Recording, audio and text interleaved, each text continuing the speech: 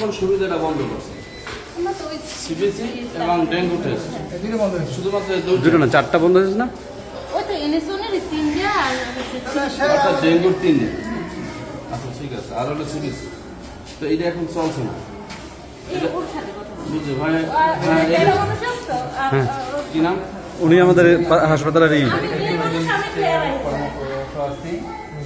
এখানে এতদিন যে সিবিসিটা চলতো, আর ডেঙ্গু টেস্টের 3টা আর সিবিসি মিলে 4টা, এই 4টা টেস্ট এখানে স্থানীয় সরকার মানে স্থানীয় কর্মকর্তার আদেশে চলতো। এখন প্রতিটা সাংবাদিক এসে এটাকে ভায়োলেট করে যে আপনারা এটা কেন চালাচ্ছেন, এই টাকাটা কি সরকারি কোষাগারে যাচ্ছে কিনা। আসলে এটা জাজ করবে একমাত্র আমার ঊর্ধ্বতন কর্মকর্তা যে আছে উনি, বাট সে ওইটা তাকে না জিজ্ঞেস করে সরাসরি আমার রুমে এসে আমাকে চার্জ করে। এবং এটা কেন করা হচ্ছে, আমি নাকি এই টাকা সব মেরে খাচ্ছি, এতদিনকার টাকা সব মেরে দিচ্ছি। এই কথা তো আমার কর্মকর্তা শুনলে অবশ্যই তার রেগে যাওয়ার কথা। এটা সরকারিভাবে আসে না, তো আমি এটা সরকারি কোষাগারে জমা দিতে পারতাম না, এই টাকাটাই রুলিং করে যেতাম। এটা 150 টাকায় একটা সিবিসি করলে 150 টাকাই খরচ হয়।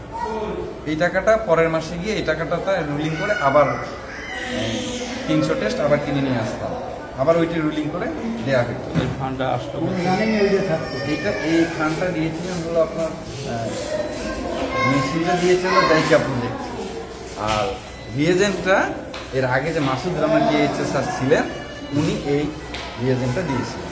আচ্ছা, এই রিয়েজেন্ট দিয়েছি আমরা ওইটাই রুলিং করে এতদিন চালাচ্ছিলাম। কিন্তু মাঝখান থেকে কথিত সাংবাদিক, মোবাইল সাংবাদিক আলামিন ফোরকান তারপর এসে কোনো কথাবার্তা না বলে হঠাৎ এইভাবে ফোন ধরে আমার রুমে যায়, আমাকে বলে আপনি রসিদ দিচ্ছেন না কেন এবং আপনি সব টাকা মেরে খাচ্ছেন।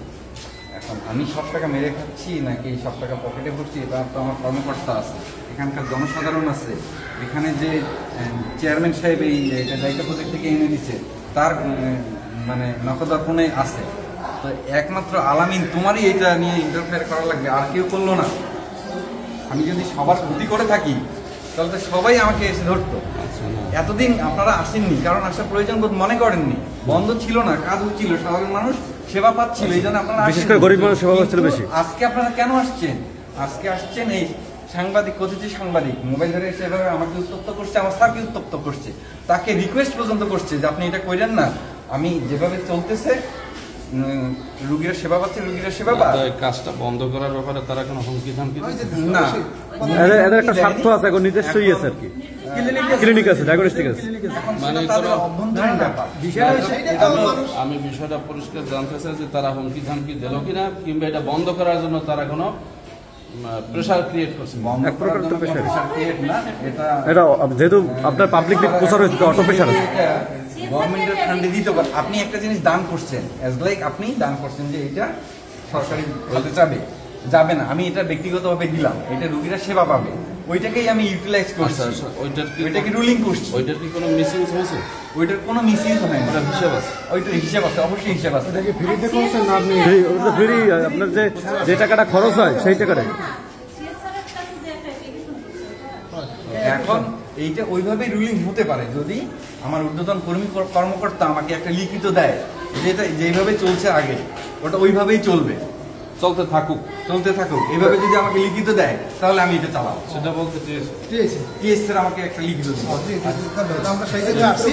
এইটা বিধানের জন্য 300 টাকা আমার কাছে টাকা নেই, ধার করি আমি এই 300 টাকায় দিয়েছি, এখানে 150 টাকা করতে পারতাম এবং আপনার পেটসাপ টেস্ট করতে পারতাম, অন্যান্য রক্ত টেস্ট করতে পারতাম। এখন আমরাও তো রোগীদের আইলে তো মনে করেন জায়গা জমি বিক্রি করে এরপর একটা ডাক্তার প্রাইভেট ক্লিনিকে, আমরাও তো রোগীদের গরিব মানুষের কথা শুনলে এখানে আসি। এরপর আমি দেখি আমরা যখন আমি ওখান থেকে কাগজটা নিয়ে বেরিয়েছি, প্রাইভেট ক্লিনিকের 2-3 জন মহিলার এখানে আছে, কয় কাগজটা দেন আমার লাগে লন করিয়েন। আমি কইলাম আপনার সাথে আমি যাবো, এটা কি আপনার একটা ব্যবসা প্রতিষ্ঠান খুলে পাচ্ছেন, এটা বন্ধ করি। মানে হাসপাতালের সামনে, এখানে হাসপাতালের সামনে না, এইটার ভিতরেই আছে, এইটার ভিতরেই আছে না, মহিলারা থাকে।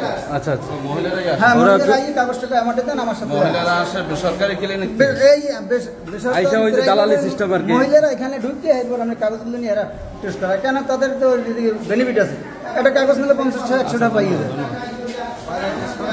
আগে এখানে পাথরঘাটা হাসপাতালে মানে এখানে সিরিয়ালে ভরে যেত, এখানে টেস্টের অনেক সিরিয়াল থাকতো, কিন্তু এখন একদম খালি।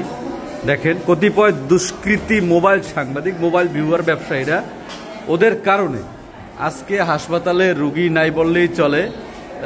টেস্টগুলো সব বাইরে করানো হয়, আর এখানে এটা করছে খুব